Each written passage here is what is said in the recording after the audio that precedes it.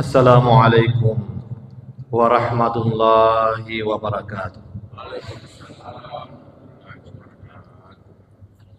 Alhamdulillah an'ama alaina bi ni'matil imani wal islam wa bihima tatimmus shalihat. Wassalatu wassalamu ala habibina wa maulana Muhammad wa ala alihi wa ashabihi wa tabi'in wa tabi'it tabi'in wa man tabi'ahum bi ihsanin ila yaumiddin. Amma ba'du, ma'asyiral muslimin, jamaah salat subuh yang dirahmati Allah Subhanahu wa taala. Alhamdulillah, kita bersyukur kepada Allah Subhanahu wa taala. Pada subuh hari ini kita bangun dan kita masih diberikan oleh Allah Subhanahu wa taala kemampuan untuk bergerak, sehingga dengan nikmat itu lalu kita datang menjalankan salat subuh secara berjamaah.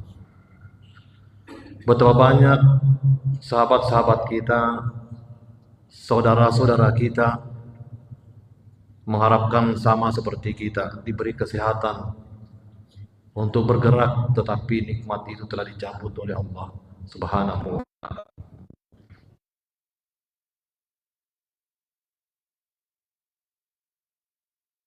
Tidak bisa lagi jalan, hanya tinggal di rumah. Oleh karena itu nikmat besar kita masih bisa melangkahkan kaki kita sehingga kita datang ke tempat yang mubarakah ini. Jamaah subuh yang dirahmati Allah Subhanahu wa taala. Di bulan suci Ramadan sering kita mendengarkan firman Allah. Ya ayyuhalladzina amanu kutiba alaikumusiyam kama kutiba alal ladzina min qablikum la'allakum tattaqun. Tetapi yang jarang dilakukan adalah menelusuri bagaimana dan sejauh mana puasa-puasa umat terdahulu. Oleh karena itu saya mencoba untuk menelusuri puasa-puasa terdahulu, karena itu adalah perintah dalam Al-Quran untuk kita melihat bagaimana puasanya umat-umat terdahulu. Puasa ini bermula ketika dialog antara Allah Subhanahu wa taala dengan para malaikatnya, dengan iblis dan juga Nabi Adam alaihi assalam.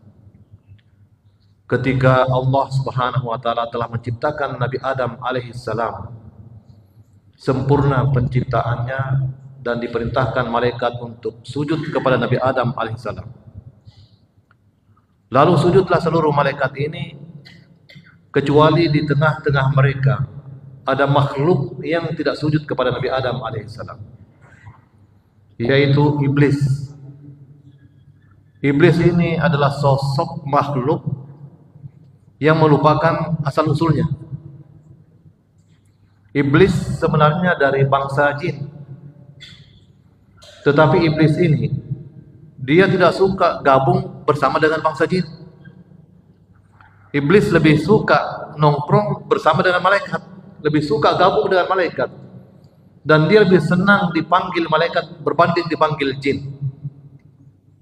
Tetapi dengan perintah Allah sujud kepada Nabi Adam alaihissalam, maka terkuaklah identitasnya iblis, bahwa ia bukan dari bangsa malaikat, karena seluruh malaikat sujud kepada Nabi Adam alaihissalam, dan di tengah-tengahnya itu dia tidak sujud. Karena kita tahu malaikat itu la ya'sunallaha ma amarahum wa yaf'aluna ma yu'marun. Malaikat itu selalu tunduk patuh dan melaksanakan perintah Allah Subhanahu wa taala. Berarti kalau ada yang tidak sujud, berarti dia bukan dari bangsa malaikat. Maka ketahuanlah dia. Dan ditanya oleh Allah, kenapa tidak sujud?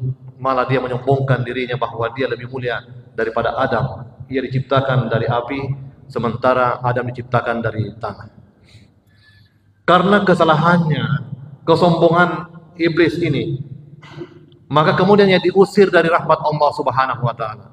Dan sejak itulah iblis dendam kepada Nabi Adam, termasuk kepada kita semua, anak cucu Nabi Adam alaihi assalam. Ketika Nabi Adam berada dalam surga, ia kemudian memulai untuk memprovokasi Nabi Adam alaihi salam.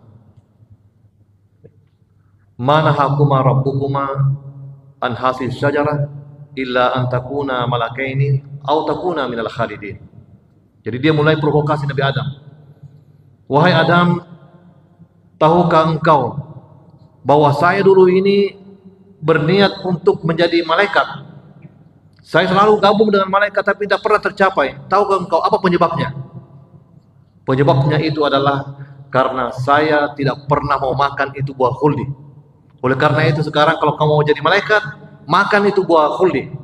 Karena larangan kepada Nabi Adam alaihissalam adalah di dalam surga itu hanya satu saja, jangan mendekati pohon khuldi. Maka titik inilah yang dipakai oleh iblis untuk memprovokasi Nabi Adam alaihissalam. Jadi Nabi Adam, kalau kamu mau menjadi malaikat, kamu harus makan itu buah khuldi. Ini contohnya saya sudah gabung dengan malaikat, tapi ternyata saya juga tidak menjadi malaikat. Tapi Nabi Adam alaihissalam belum tergoda dengan rayuannya iblis. Ditambah lagi dengan rayuan lain. Mana hakuma rabbukuma an hadhihi syajarah illa an takuna malakaini aw takuna minal khalidin.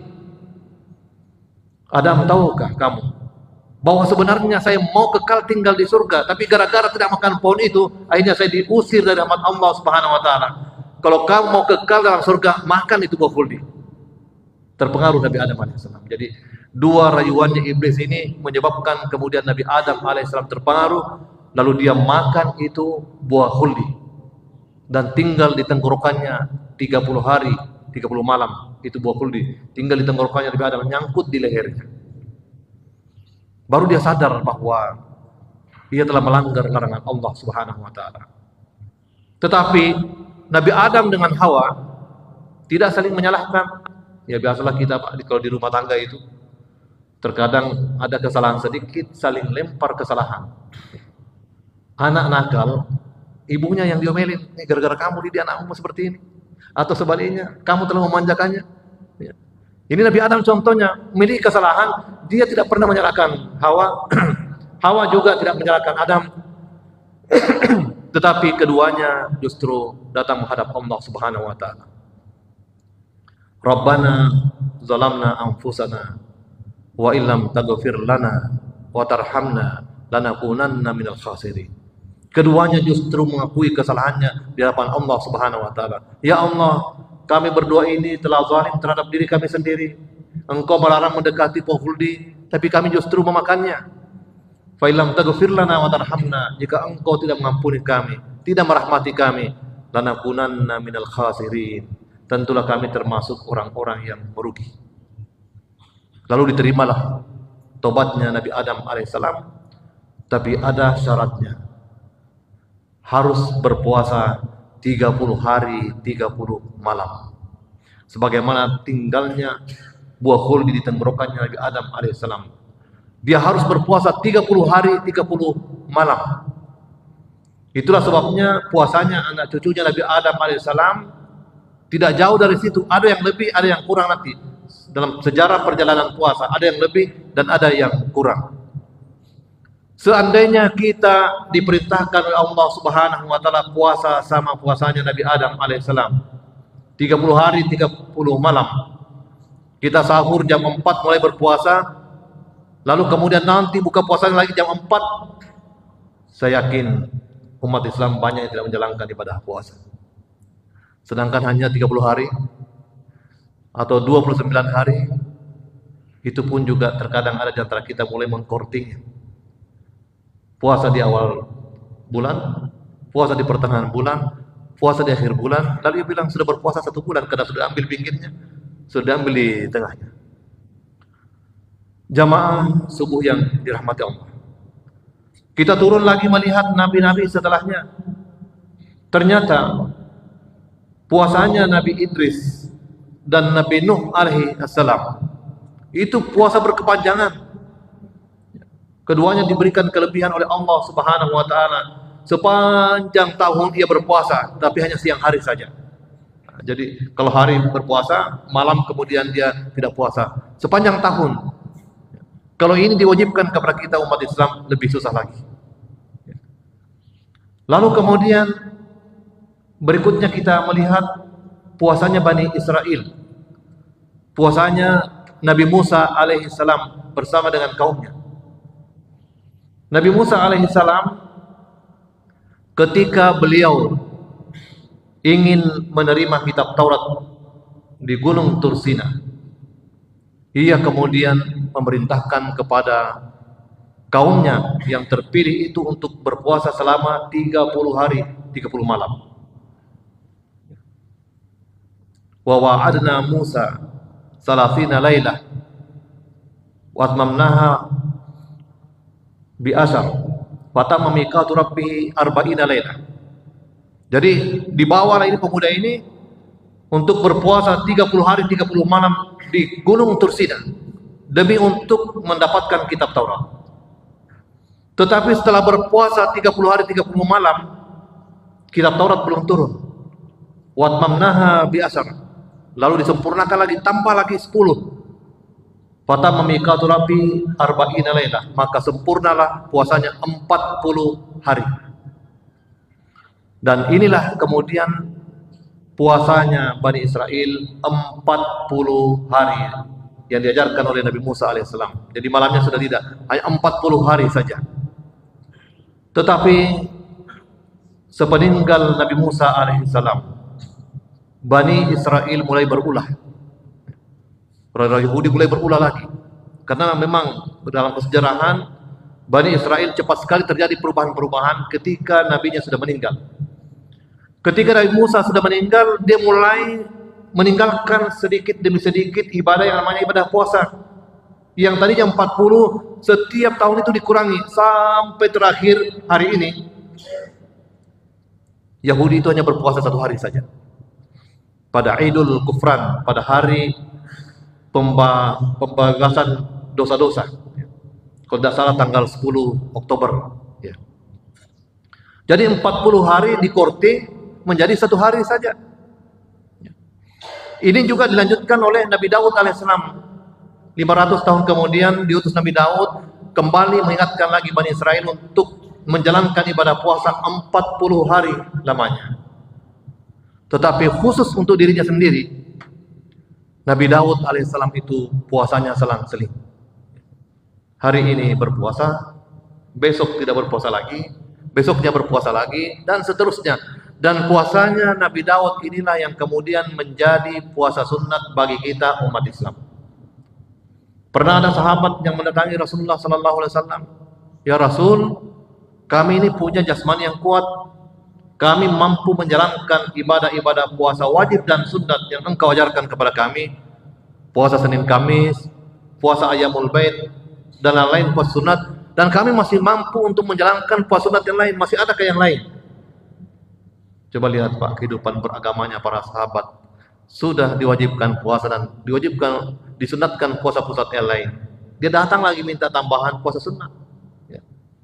Kata Rasulullah SAW, jika kalian ingin lagi berpuasa yang lain selain puasa yang saya ajarkan, maka puasalah puasanya Daud, yaitu puasa selang-seling. Dan hari ini puasa Nabi Daud cukup tren di kalangan umat Islam. Ya, banyak orang yang menjalankan sekarang ini puasa sunat Daud, terutama sekali yang kelebihan berat badan. Daripada dia diet setengah mati, lalu kemudian dia menjalankan puasa Daud. Ya. Dan artis-artis pun juga banyak menjalankannya ini. Di kota-kota besar yang kelebihan berat badan, di samping dia diet, dia juga mendapatkan pahala karena sekaligus dia puasanya puasa Daud selang-seling. Jamaah subuh yang dirahmati Allah Subhanahu wa taala. Kita melihat lagi yang lain. Ternyata Nabi Zakaria dan juga Maryam, istrinya ibunya Nabi Isa alaihissalam, itu puasanya lain lagi. Nabi Zakaria alaihissalam ketika dia mengharapkan diberikan anak keturunan, ternyata di umur yang senja, belum juga diberikan oleh Allah Subhanahu wa taala anak. Maka yang dilakukan oleh Nabi Zakaria alaihissalam adalah puasa dan itikaf. di mihrabnya. Jadi kalau mungkin kalau siang harinya dia puasa, di malam harinya dia itikaf di mihrabnya. Nah, dalam keadaan itu itikaflah datang malaikat memberi berita gembira kepada Nabi Zakaria bahwa tidak lama lagi, meskipun umurnya sudah tua, meskipun istrinya sudah menipos, Allah akan memberikan kepadanya keturunan yang bernama Yahya.